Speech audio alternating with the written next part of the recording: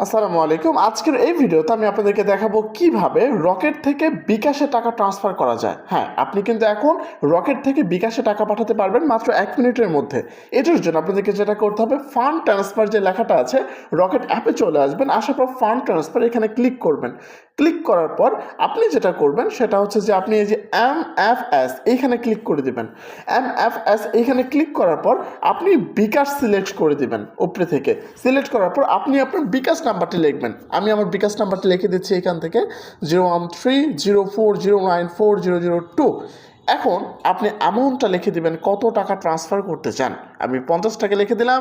লিখে দেওয়ার পর আমি যদি নেক্সটে ক্লিক করি, আমার কাছ থেকে কিন্তু পাসওয়ার্ড চাইবে।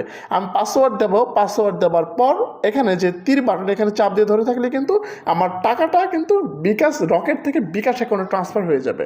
তো যারা ভিডিওটা প্রথমবারের মতো দেখলেন, অবশ্যই ভিডিওটাতে একটা লাইক করে দিবেন। আর আমার চ্যানেলে যারা আছেন, অবশ্যই আমার চ্যানেলটিকে সাবস্ক্রাইব করবেন এরকম নিত্য নতুন টিপস এবং ট্রিক্স পাওয়ার জন্য। আসসালামু আলাইকুম।